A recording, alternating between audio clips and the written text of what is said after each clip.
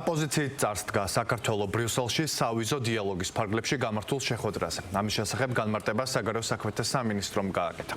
მსჯელობა საქართველოს დიპლომატიური სამსახურებრივი და ოფიციალური პასპორტების მფლობელებისთვის სავიზო გამონაკლისის დროებით შეჩერების შესახებ ევროკომისიის 2026 წლის 6 მარტის აღმასრულებელ რეგულაციას შეეხო. საქართველოს საგარეო საქმეთა სამინისტროში აცხადებენ, რომ ევროკომისიის აღნიშნული გადაწყვეტილება ეფუძნება ანგარიშს, რომელიც ტენდენციურად აფასებს საქართველოში არსებულ ვითარებას, რაც თავისთავად არ იძლევა სათანადო და ობიექტური დასკვნების გაკეთების შესაძლებლობას.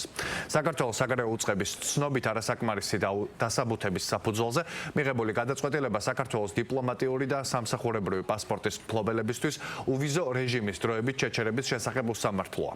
საქართველოს საგარეო უწყება ხაზს უსვამს, რომ საქართველოს კონსტიტუცია და მოქმედი კანონმდებლობა უზრუნველყოფს მოქალაქეთა ძირითადი უფლებების და თავისუფლების, მათ შორის გამოხატვის, შეკრების და მანიფესტაციის, გაერთიანების, პირადი ცხოვრების ხელშეუხებლობის და თანასწორობის დაცვას.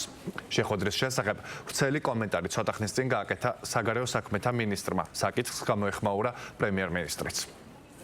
ეს იყო პირველი შეხვედრა სამუშაო დონეზე, რომლის ფარგლებშიც მოხდა პოზიციების გაცვლა და ჩვენი მხრიდან მთავარი მიზანი იყო, რომ ევროპულ მხარეს ამ დონეზე მიწოდებოდა ინფორმაცია და ქართული მხარის პოზიციები თითოეულ საკითხზე, რაც შეეხება სავიზო დიალოგს და ამ კონკრეტულ შემთხვევაში შეჩერების მექანიზმის ამოქმედებას.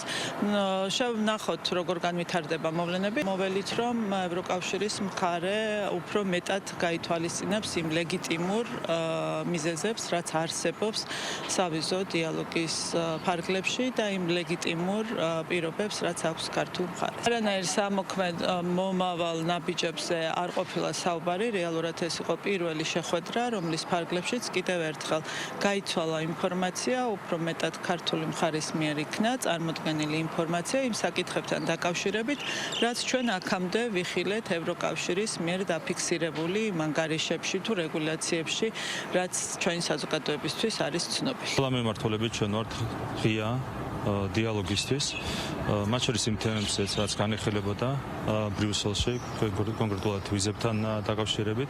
ჩვენი პასუხები არის ძალიან ცხადი, ძალიან მკაფიო. ყველაფერი დანარჩენი არის პოლიტიკა. ჩვენ იმედი გვაქვს, რომ საბოლოო ჯამში ევროპულ ბიუროკრატიაში შეიცვლება მიდგომები, ჩამოყალიბდება სამართლიანი მიდგომა ქართული ხალხის მიმართ, ჩვენი სახელმწიფოს მიმართ, ჩვენი ქვეყნის მიმართ. ყველა კითხვაზე გვაქვს პასუხი. სამწუხაროა, რომ შანტაჟისთვის გამოიყენება ეს საკითხი, ვიზა ლიბერალიზაციის საკითხი.